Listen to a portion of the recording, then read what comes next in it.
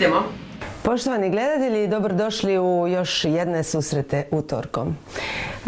Kampanja nam se bliži, liste se slažu, kandidati se obznanjuju.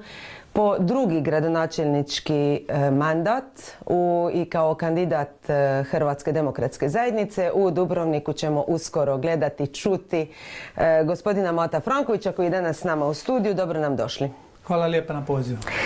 Gospodine Franković, pratili smo u zadnje vrijeme gradsko vijeće, sve što se događa u gradu Dubrovniku. Mislite li da ste svojim suparnicima sa donošenjem izmjena GUP-a i plana upravljanja zapravo izbili nekakve glavne adute kojim bi vas mogli zaskočiti u ovoj kampanji koja nam dolazi?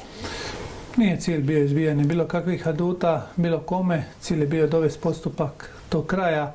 I evo, hvala Bogu, došli smo do kraja i sa planom upravljanja i sa izmjenama i dopunama GUP-a grada Dubrovnika, ovim tekstualnim, a ja vjerujem da ćemo na posljednjoj sjednici gradskog vijeća donijeti odluku o generalnim izmjenama i dopunama GUP-a grada Dubrovnika, dakle započeti postupak onih izmjena koje će u budućnosti aplicirati i cijelu buffer zonu i uvesti konačno red u prostorni plan grada Dubrovnika. Samo nam malo pojasnite, zapravo ovo što sad donosimo, ove izmjene bi trebali barem biti jedna prijelazna faza jer zapravo svi građani s pravom očekuju pokretanje postupka za posve novi GUP. Apsolutno, tako da ovim izmjenama mi dolazimo u situaciju da spašavamo doslovce područje grada Dubrovnika, spašavamo ga od daljnje devastacije, smanjujemo visinu građevina, određujemo posebne kriterije udaljenosti od rupa, parcele i slično, određujemo na kosem terenu kako i na koji način se može graditi, jer tu smo vidjeli brojne prilike, odnosno brojne primjere koji su bili loši. Dakle, imate situaciju u Lapadu, kosi teren, iskorištavanje do maksimuma, imate situaciju na Pločama, kosi teren, iskorištavanje do maksimuma, dakle, tu smo uljudili tu priču i vjerujem da ćemo naši sugrađani vrlo skoro vidjeti rezultat tog novog GUP-a prilikom implementacije bilo kojih novih građevina, ali istovremeno gledamo cjelovitu priču. Dakle, GUP se ovim izmjenama neće u potpunosti riješiti pitanje problema koje GUP stvara u prostoru. Naime, ono što je važno za reći je da su u Dubrovniku nužno neophodne nove izmjene i dopune GUP-a, generalne izmjene koje će onda uvesti red u prostor. To je praktički novi GUP.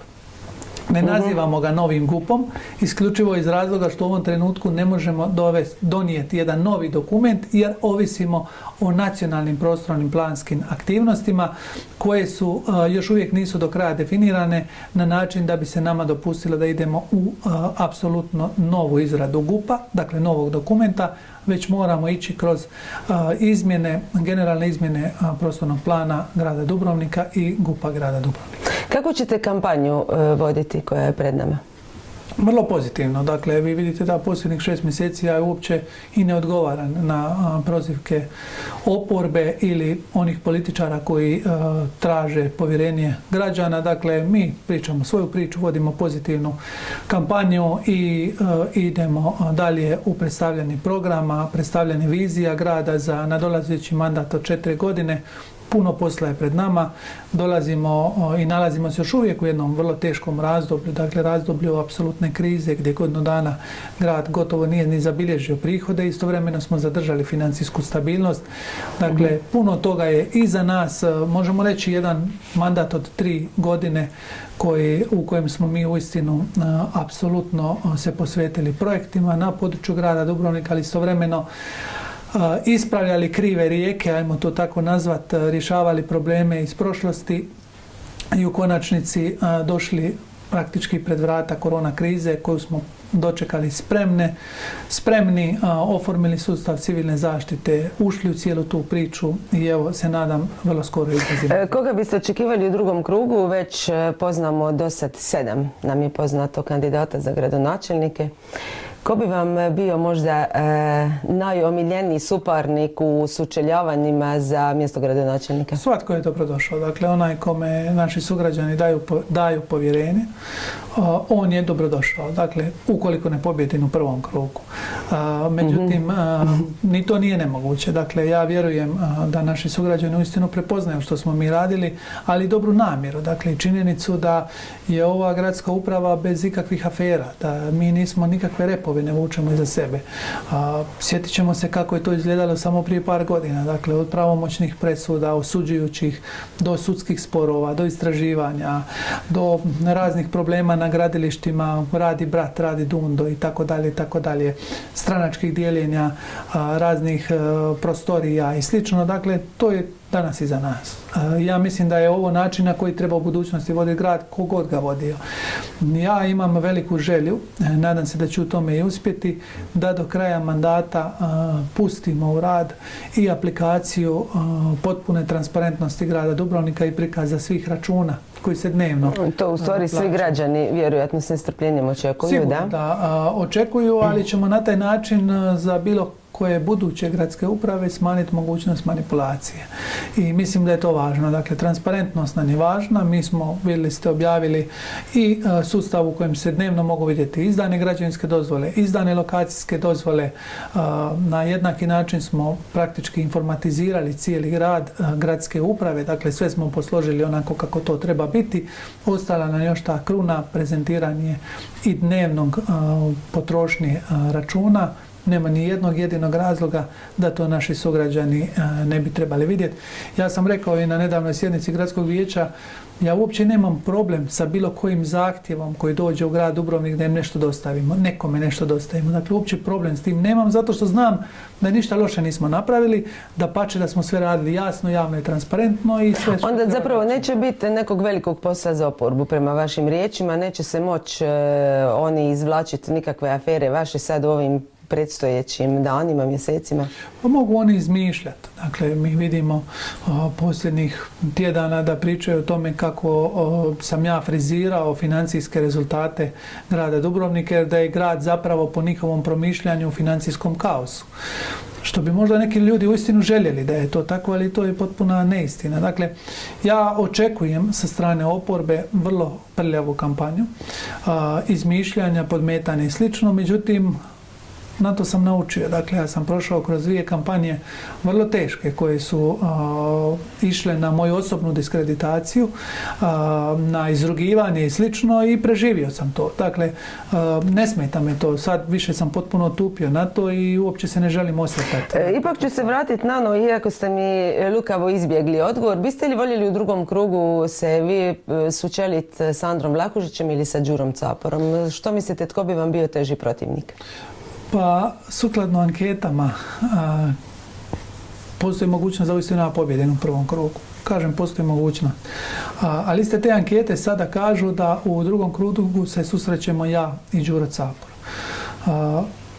Nisam siguran hoće li se to uistinu tako dogoditi, ali ako se dogodi jedno i drugo, obojica su dobrodošla. Dakle, ja sam na početku mog mandata rekao jednu stvar, da ja ne radim ništa za idući mandat 4-godišnji, nego radim za ovaj mandat u kojem se nalazim. Onaj čovjek koji ga nije strah poraza, ne boji se ući u nijednu bitku. Dakle, ja se ne bojim poraza i ne moram biti gradonačelnik do kraja života, niti ću biti sigurno, ali istovremeno, dakle, priželjkujem da se konačno počnemo sučeljavati idejama. Iako ću vjerovatno pored sebe imati jednog i drugog kandidata u sučeljavanjima, neću pričati o tome ko je koliko puta osuđen, ko je na koji način štetio ugledu grada, što su radili. Dakle, to nije to. Ja mislim da su naši sugrađani umorni od toga. Ja ću pričati o vizijama, idejama i što ću ja napraviti u gradu za iduće 4 godine. To je moj cilj. Možda će se to nekome svidjeti, nekome neće, ali mislim da je došlo vrijeme da krenemo naprijed. Recite mi, ove nove izmjene koje su donesene i prema kojima je smanjen broj vijećnika u gradskom vijeću sa 25 na 23 21. i 21, tako je, odnosno morate imati većinu od 11, je li tako? Je li to ide na ruku HDZ-u ili ne ide? Pa teško je to reći, dakle... Koliko očekujete mandata, pogotovo ukoliko budete, što je izgledno, išli u koaliciji sa umirovljenicima? Između 8 i 10 mandata mi očekujemo u gradskom vijeću. To bi bilo realno ponavljanje prošlog rezultata. Puno je lista, puno će biti zainteresiranih. Mislim da bi to bilo realno. A vidjet ćemo kako će i na koji način se priča slagati. Teško je u ovom trenutku bilo što prognozirati, obzirom da je ispred nas puno vremena neizvjesnosti. I činjenice da mi ne znamo što će sutra biti po pitanju korona krize i tako dalje i tako dalje. Ljudi su već godinu dana bez posla u našem gradu. I sigurno da sve to utječe na izborni ciklus koji je pred nama. Tako da vrijeme će biti sigurno zanimljivo, intenzivno, ali vjerujem da ćemo mi i tom izazovu uspješno odgovoriti. Vi ste na početku ovog svog sada mandata u gradskom vijeću bili sklopili koaliciju i većinu sa vijećnicima DDS-a Pera Vičana i Dustre Željka Raguža. Da se ponovno nađete u toj situaciji, koga biste radije izabrali za koalicijskog partnera? Pa vidjet ćemo. Dakle, sve ovisi o tome kako i na koji način ćemo surađivati. Ja sam s DDS-om surađivao, podsjetit ću u vrijeme dok sam bio predsjednik gradskog vijeća. Tada je ta suradnja bila uspješna. Kasnije kad sam postao gradonačelnik, ona nije više bila jednako uspješna, pa smo tu suradnju prekinuli. Ja mislim da sam praktički tu pokazao dosljednost. Dakle, zašto je pukla koalicija? To nismo nikad uspjeli baš izravno saznat. Jedino je gospodin Vičan onako malo natuknuo u jednoj emisiji, jednom intervjuu da niste ispoštovali neke dogovore. To stoji ili ne? Pa ne stoji to. Ja sa svakim kojim se dogovorim, dogovor ispoštujem. Međutim, programski smo se razišli. A jeste zadovoljni bili sa suradnjom i lojalnosti koju vam pokazuje Željko Raguž? Nije tu pitanje lojalnosti. Dakle, pitanje je suradnje. Ja ne tražim da meni Željko Raguž bude lojalan, niti da meni Pero Vičan bude lojalan. Ono što želim da ako surađujemo na gradskom vijeću, da prije sjednica se dogovaramo, da se prije sjednica usklađujemo, kao svaka inače vlast na bilo kojoj razini. Ako postoji nešto problematično u samom dnevnom redu, da tako nešto posložimo i u konačnici kad iziđemo pred gradsko vijeće da smo jedinstveni. To je ono što ja tražim. Tu se možemo naći, ne moramo se naći. Željko Raguž je bio vrlo korektan, uvijek smo se dogovarali, uvijek smo razgovarali. Ako je vidio neki problem prije, bi rekao, ne bi čekao gradsko vijeće pa da na gradskom vijeću poentira i onda u konačnici se dogodi što se dogodi, kao što je DDS meni pokušao napraviti. Vi ćete se sjetiti kad je pukla koalicija između HDZ-a i DDS-a. Kad su oni došli na gradsko vijeće, nisu podržali moje izvješće o radu. Pa čekajte, vi ste u koaliciji sa HDZ-om, podržavate gradonačelnika, a istovremeno ne podržavate njegovo izvješće o radu. Pa nije to baš u redu. Dakle, sve ako postoji problem, o problemu treba razgovarati prije sjednica, a nećemo dolaziti na sjednice pa zavrtavati rukama. To ne ide. Je li istina da je postojala ideja da Dustra i HDZ idu zajedno na ove izbore? Pa postojale su brojne ideje, promišljanja, razmišljanja i u konačnici Dustra je odlučila da ona ide samostalno. HDZ još uvijek nije donio odluku s kim će ići u koaliciju i hoće li ići u koaliciju. Do sada smo u prošlom ciklusu bili sa Hrastom, odnosno sadašnjim suverenistima. Vrlo vjerojatno će se to ponoviti, a za sve ostale razgovaramo sa određenim političkim strankama, vidjet ćemo hoće li se dogovori sklopiti. Ako se sklope dobro, ako se ne sklope idemo samostalno, odnosno sa Hrastom i to je to. Jeste već formirali listu? Ne. Dakle, listu mi nikad ne formiramo toliko rano. Obično čekamo negdje 5 do 10 dana prije samog predavanja liste da se dogovorimo, složimo cijeli koncept i tako dalje. Politička utakmica je vrlo duga, ali i vrlo intenzivna. I Mislimo da sve treba raditi tempirano u svoje vrijeme i da ne treba žuriti za ništa. Dakle, imamo sasvim dovoljno vremena da formiramo listu. To će biti, ja sam uvjeren, lista ljudi koji su prepoznati u gradu, pozitivno prepoznati, da će u konačnici naši sugrađani vidjeti razliku između lista. Jesu li to u strankama turbulentna vremena? Moment sklapanja liste, tko će biti na kojemu mjestu i slično? Pa ne bih rekao da su tada u strankama turbulentna vremena. Nego su stalno? Ne. Upravo suprotno. U strankama imate intenzitet potpuno različit. Imate sustav kada idete zajedno izbore, tad su većinom, u najvećem dijelu slučajeva, vlada jedinstvo. Onda imate postizborni efekt. U postizbornom efektu sve ovisi o tome jeste pobijedili ili ste izgubili. Ako ste izgubili, onda dolazi do turbulentnih vremena. Ako ste pobijedili, onda nastavljate sa istom tom situacijom normalno do idućih izbora. Dakle, stranke tako funkcioniraju. Sigurno da brojni ljudi unutar stranke Hrvatske demokratske zajednice se želi vidjeti i na listi za gradsko vijeće, žele biti gradski vijećnici i slično, i na taj način jednostavno ispuniti neki svoj vlastiti cilj i ambiciju. I to je apsolutno legitimno. Međutim, mi imamo više od 1000 članova. I ne mogu svi biti na listi, to je nemoguće.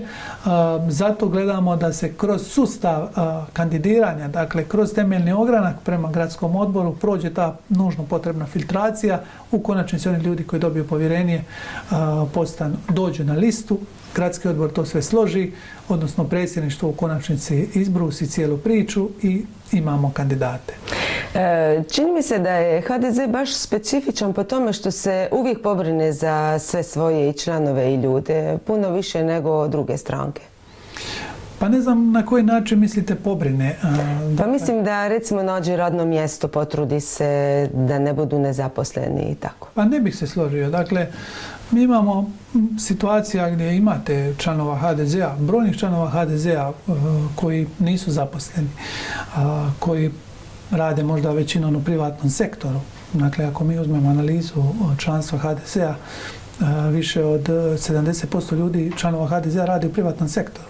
To je uvijek ona fama, samo HDZ-ovci rade unutar nekih gradskih firmi, javnog sektora. Nije to baš tako. HDZ je jedna stabilna stranka. U posljednje, ja bih rekao, evo, 1. ožujka je točno 7 godina bilo od kad sam preuzeo dužnost predsjednika gradskog odbora HDZ-a. I od tog 1. ožujka je puno toga trebalo složiti, kockice popraviti, neriješene odnose unutar stranke riješiti da bi postigli jedinstvo i da bi mogli početi pobjeđivati. Jer nejedinstveni HDZ gubi, jedinstveni HDZ pobjeđuje. Mi smo od pretposljednjih parlamentarnih izbora, svaki ciklus izbora do današnjeg dana u gradskom odboru HDZ-a Dubrovnik pobjedili, pa čak i za predsjedničke izbore kad je gospođa Kolinda Grabar-Kitarović gubila diljem Hrvatske i u brojnim, nazovimo ih HDZ-ovim utvrdama, poput Zadra i slično, mi smo u Dubrovniku pobjedili i to po prvi put. Dakle, nijedan kandidat HDZ-a nije pobjedio u Dubrovniku osim Franje Tuđmana. Znači, Kolinda Grabar-Kitarović je prva bila koja je pobjedila i u prvom i drugom krugu u Dubrovniku. To je isto zanimljivo. Na koliko vi u stvari birača računate sad na ovim lokalnim izborima? Koja je to brojka?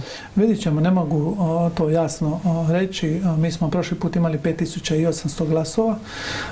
Vidjet ćemo prvo kolika će biti izlaznost, kolika će biti motivacija. Kako očekujete? Hoće li biti izlaznost bolja ili gora ili ista? Pa prema anketama, kako mi pratimo, izlaznost će biti veća. Dakle, čime to objasniti? Pa motivacijom ljudi, neki izlaze iz motiva da se stvari promijene, neki izlaze iz motiva da daju potvrdu u postojećoj gradskoj upravi. Naravno da stranke na lokalnoj razini rade svoj maksimum podizanja svojih simpatizera i to je još treći element podizanja broja izlazaka na lokalne izbore. Međutim, ponavljam, vrijeme u kojem se nalazimo je teško vrijeme. Vrijeme u kojem su brojni ljudi nezadovoljni, bez posla, bez primanja, ponavljam se opet još jednom godinu dana. I to je još jedna dodatna motivacija. Čini se da je i na županijskoj razini situacija postala nešto dinamičnija nego što je to bilo za prethodnih izbora. Zanima me kako vi gledate uključivanje Roka Tolića zapravo u ovu izbornu utrku za župana.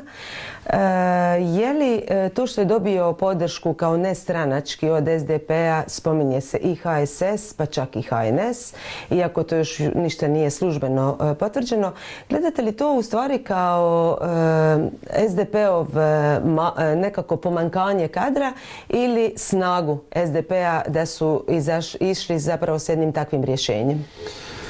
Pa teško mi je reći. Prvo, gospodin Tolić još uvijek nije javno izrazio da je on kandidat.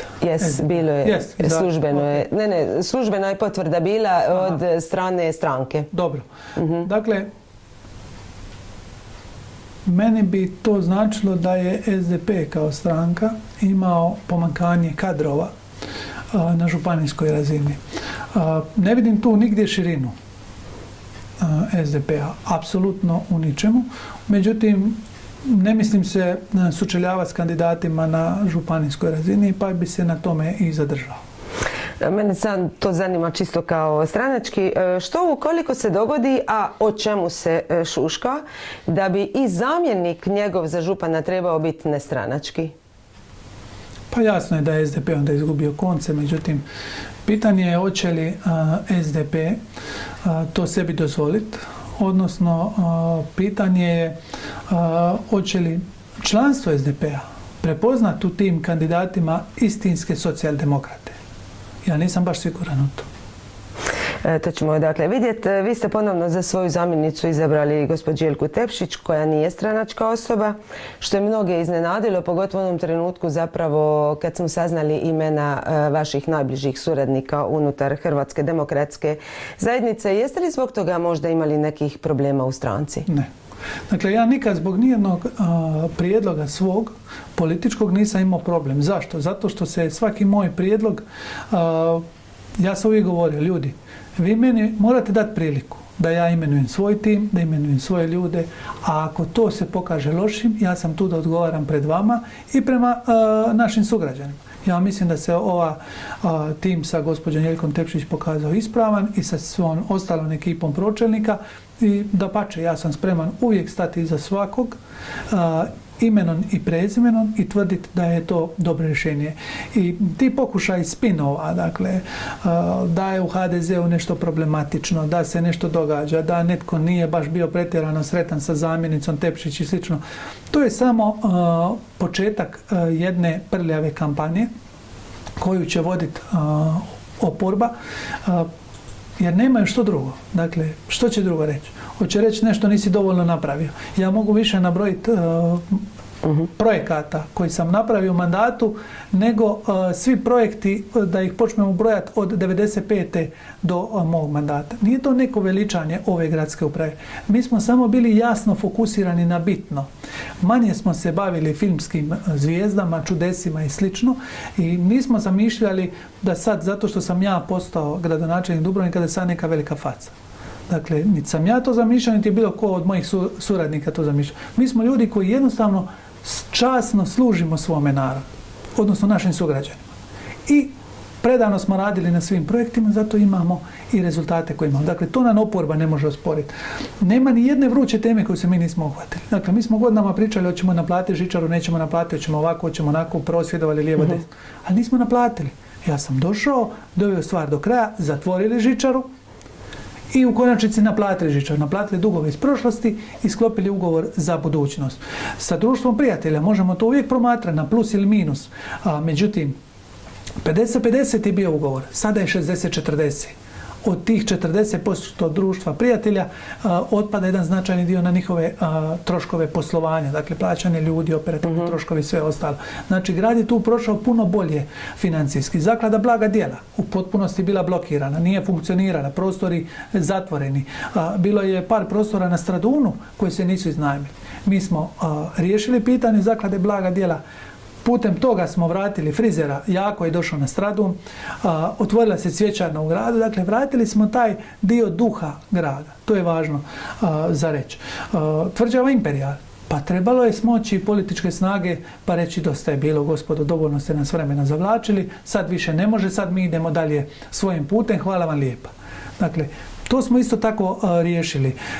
Dionice Luke Dubrovnik. Pa tu nitko nije rekao da je bivša gradska uprava navela program vrijedan preko 14 milijuna kuna ulaganja u Luku Dubrovnik i s time htjela riješiti pitanje otkupa dionica jer grad Dubrovnik nikad nije ispoštovao tu odluku otkupa. U konačnici što se dogodilo? Postala je povjerenica Nada Medović, gospođa Nada Medović, srećom država je zaustavila naplatu garancija i iza toga smo mi posložili cijelu priču i za nešto manje od 1 milijun kuna to sve skupa riješili. UTD Raguza. Pa bili su se odrekli UTD Raguza. Mi smo tu priču riješili, danas UTD Raguza gradska. Grabovica. Pa zar nismo čitali da se smeće treba voziti na Gunju preko sutra? I dogovoreni transport i dogovoreno sve. A nitko nikada. To je razina ozbiljnosti.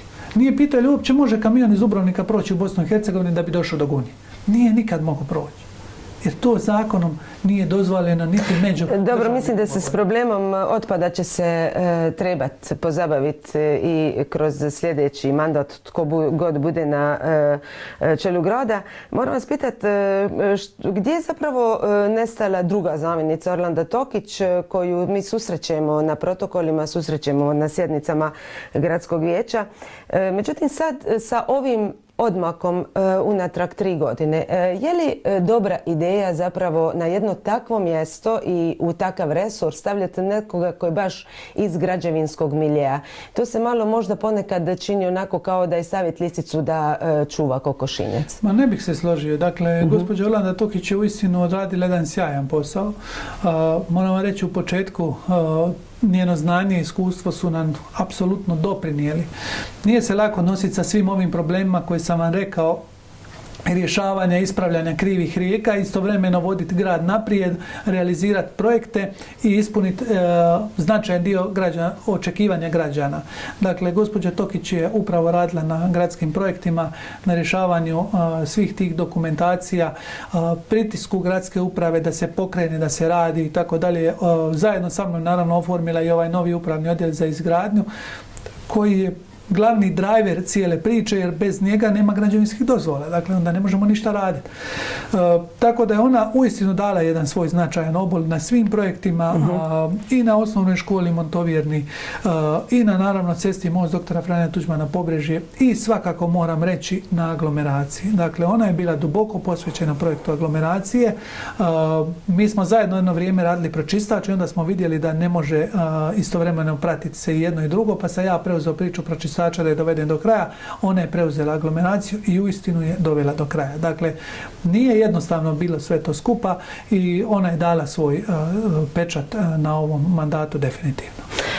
Spomenuli ste aglomeraciju, to je zbilja ogroman projekt za kojega smo dobili velika sredstva iz Europske unije.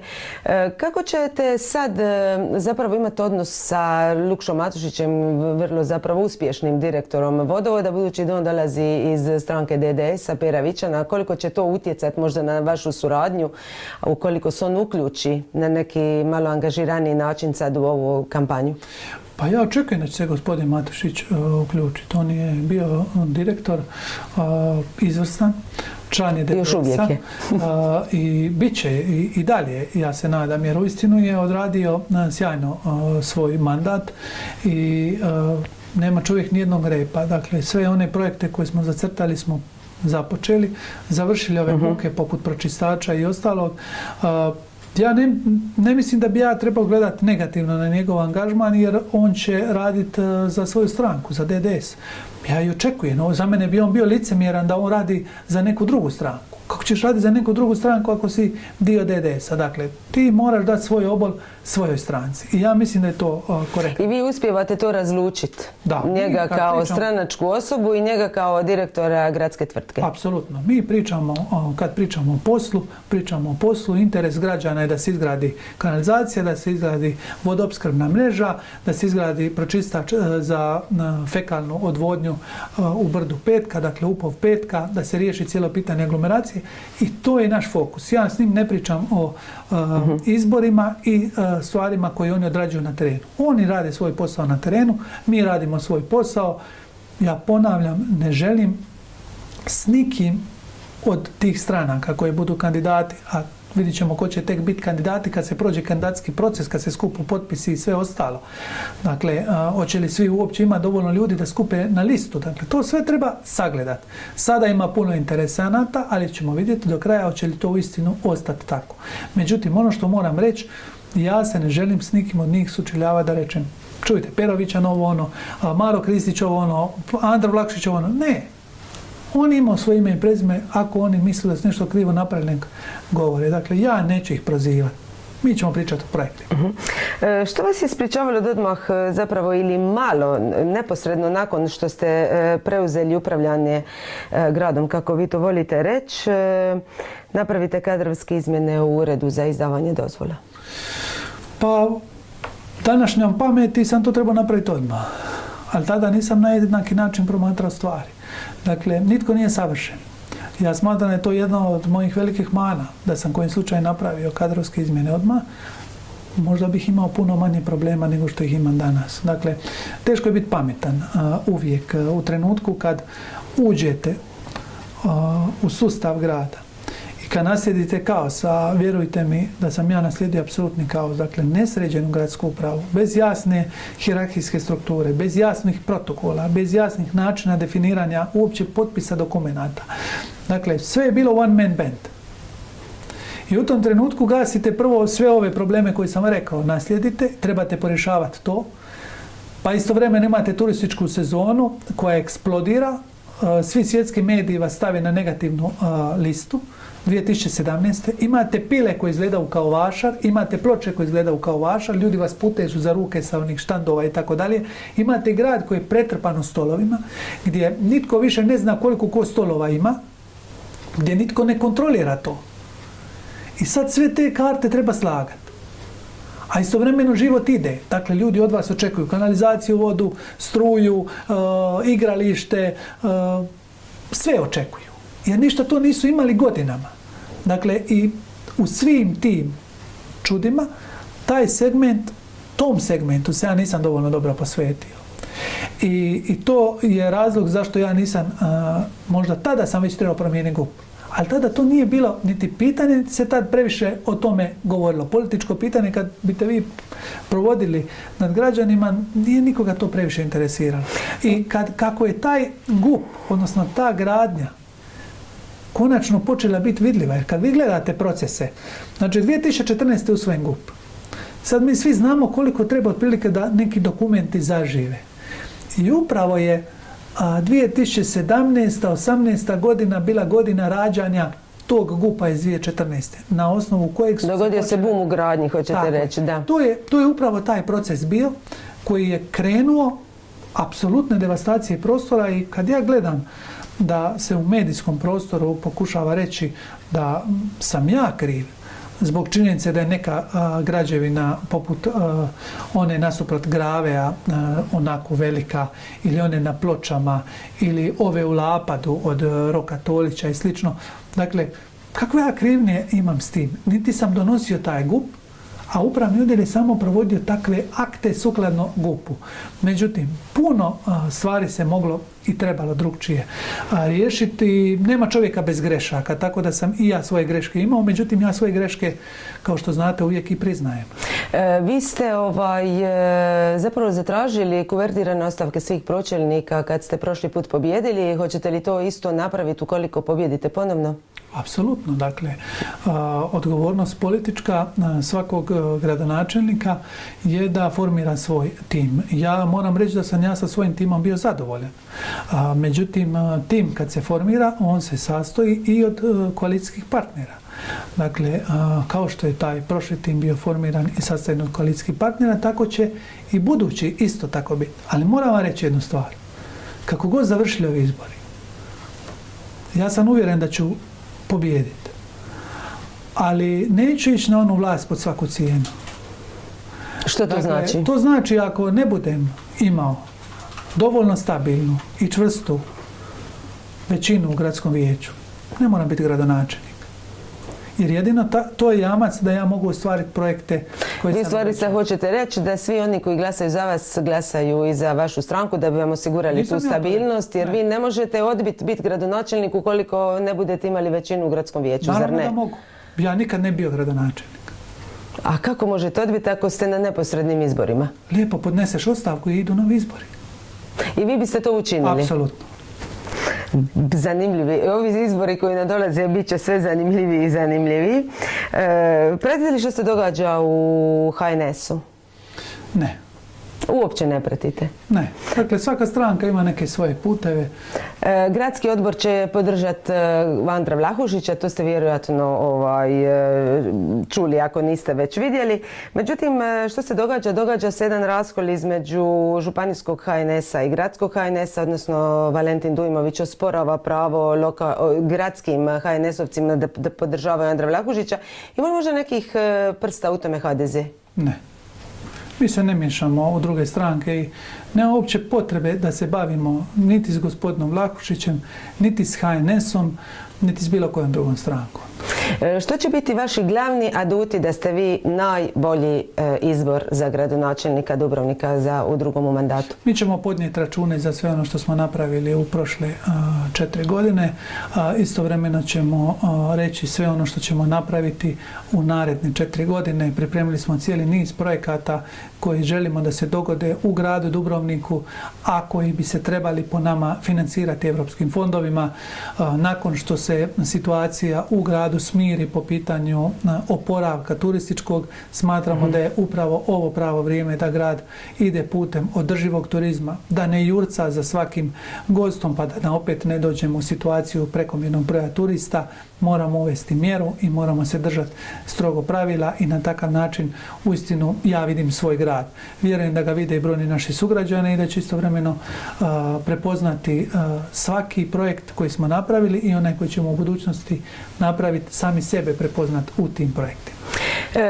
Na čemu najviše radite zapravo kao na razvoju neke paralelne djelatnosti da ne ovisimo samo toliko o turizmu, jer smo vidjeli što nam se svima dogodi kad zapravo turizam postane monokultura? Pa u Dubrovniku će turizam uvijek biti glavna gospodarska djelatnost, ali smatram da mi možemo i moramo ići u smjerovima drugim, a to je prvenstveno IT sektor i sektor filmske industrije. Zato mi od Pobrežja dalje, dakle mi stalno govorimo da je cesta most doktora Franje Tuđmana Pobrežje cesta budućeg života grada Dubrovnika. Riješit će brojna pitanja nedostatka stanovanja mladim našim sugrađanima, ali istovremeno otvorit će ogromne prostore za izgradnju novog filmskog studija. Već tu imamo zainteresirane ljude koji žele to raditi, za izgradnju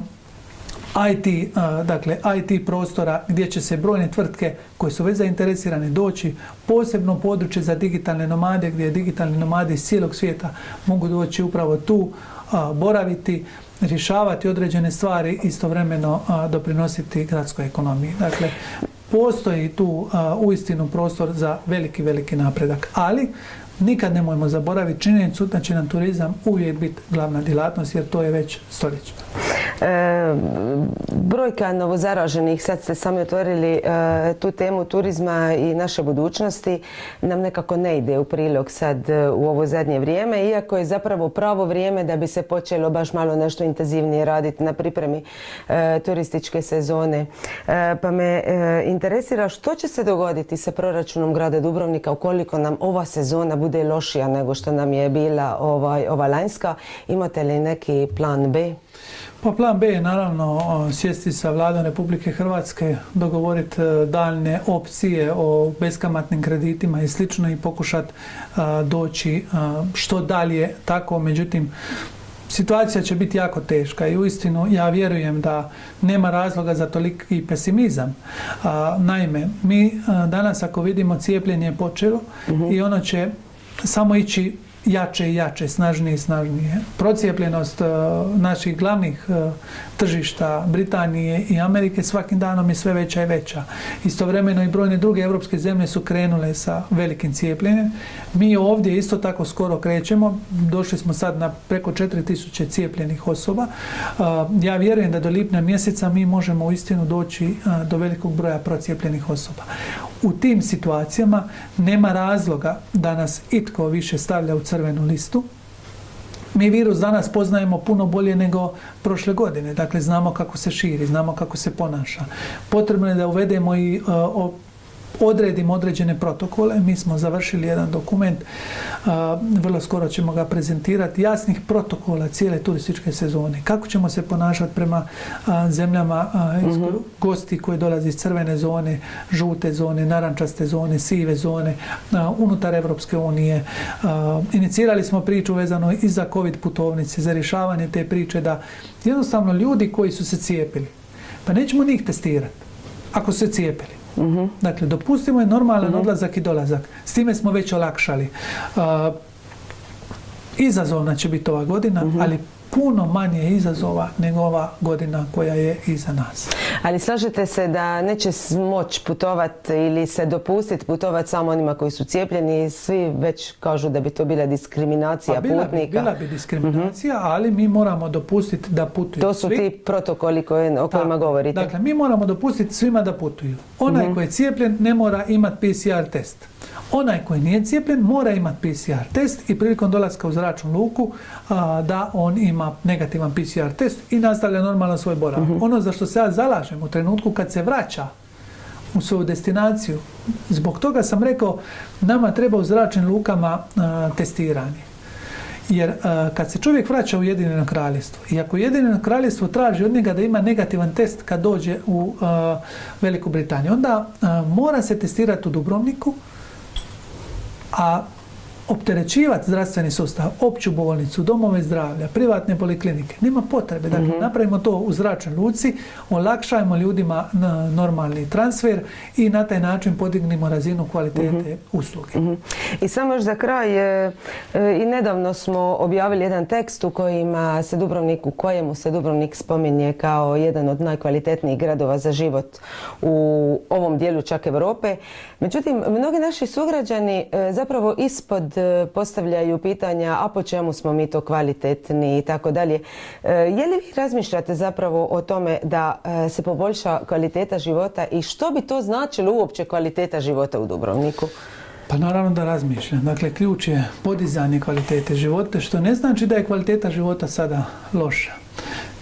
Mi kao stanovnici, kao građani grada Dubrovnika, vrlo smo kritični. I to je dobro, jer to nas vuče naprijed. A vrlo smo kritični. Međutim, činjenica da mi u našem gradu imamo stopu kriminaliteta vrlo nisku.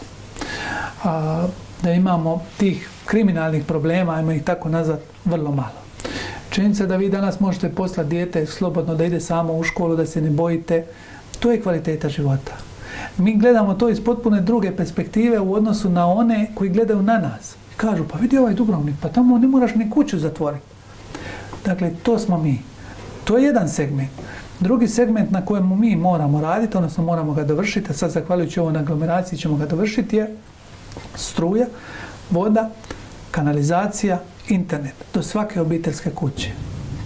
Da, vjerujte mi da mi je malo čak i sramim se govoriti o tim nekim stvarima u ovom stoljeću kojemu jesmo, iako znam da masa ljudi niti ima kanalizaciju, niti vodu, ni tako dalje, da je to kvaliteta života u Dubrovniku. To je kvaliteta života u Hrvatskoj i u svijetu. Da. Dakle, to je naša zbilja. Ne postoji sustav aglomeracije samo zbog Dubrovnika i Hrvatske, nego zbog cijele Europe, jer ga svi koriste. Znači, nigdje to nije bilo adekvatno riješeno.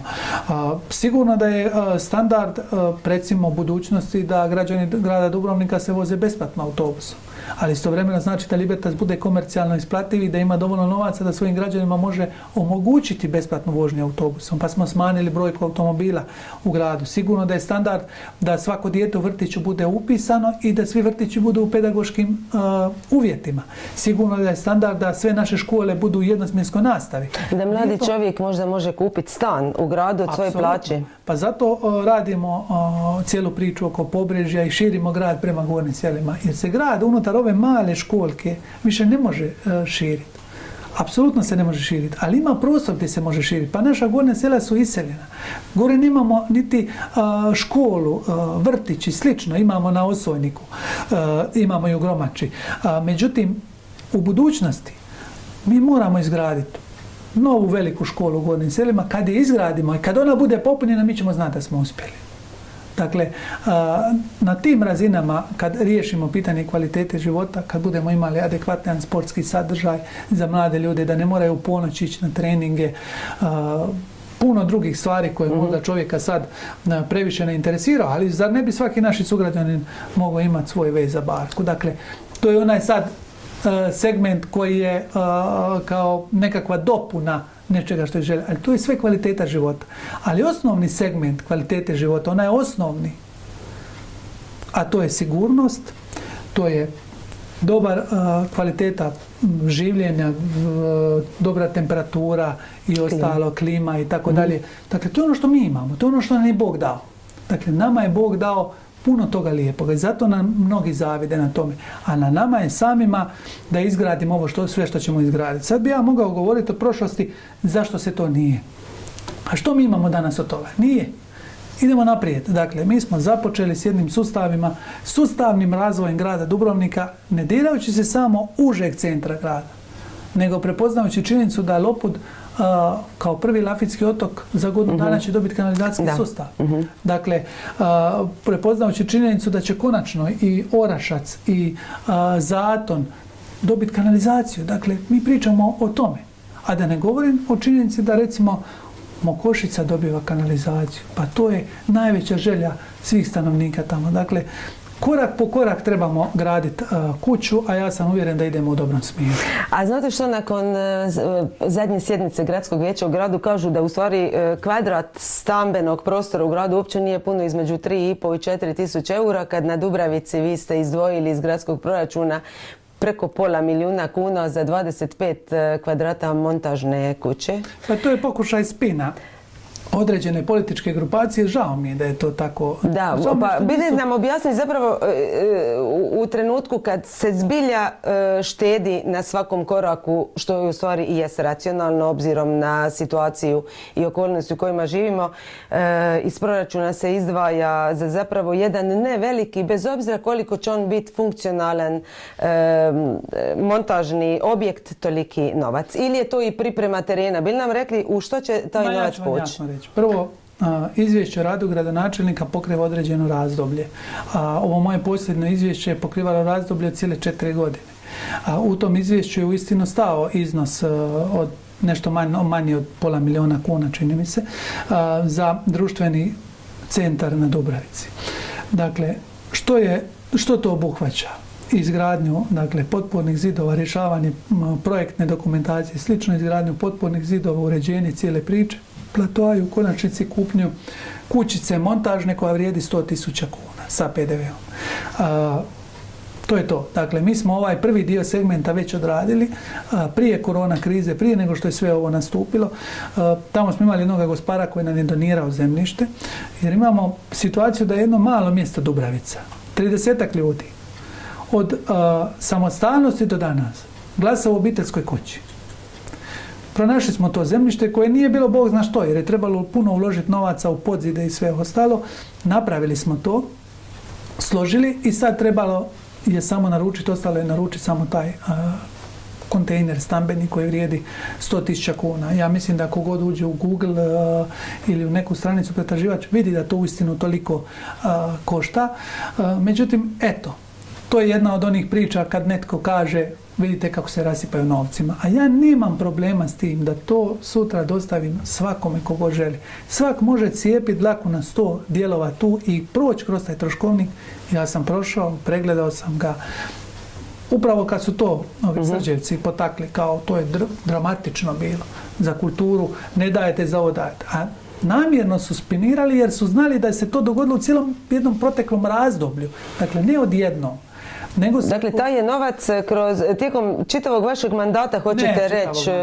Posljednje 2 godine. Osim što se finalna faza nije realizirala, a finalna faza je bila kupnja tog mobilnog kontejnera od 100.000 kuna. Dakle, ona se nije realizirala, sve ovo drugo se realiziralo.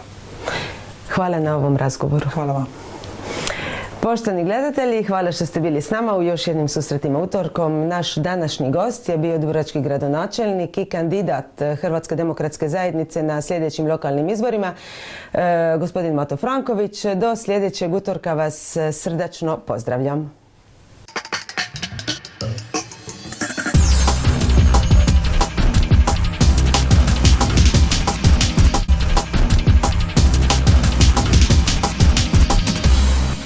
Dakle, idemo.